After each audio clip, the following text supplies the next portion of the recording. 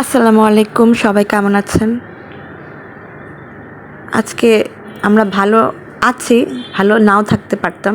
আল্লাহ অনেক বড় একটা দুর্ঘটনা থেকে আমাদেরকে বাঁচিয়ে দিয়েছে। আমরা নামাজ পড়ছি, আমি, আমার শাশুড়ি, আমাদের হেল্পিং হ্যান্ড আপা রান্নাঘরে আসছে নামাজ পড়ে। কিছু বাসনপত্র ছিল ধুয়ে উনি চলে যাবে।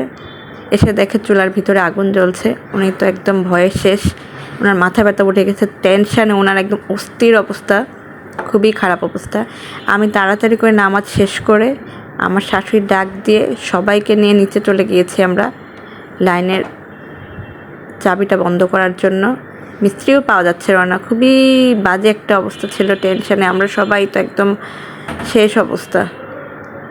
সব কিছু খুলে রেখে দিয়েছে, নিচের পায়াগুলো পুড়ে গিয়েছে, আমাদের হেল্পিং হ্যান্ড হাঁপার পা একটু পুড়ে গিয়েছে, হাতে লেগেছে, আমার শাশুড়ির লেগেছে।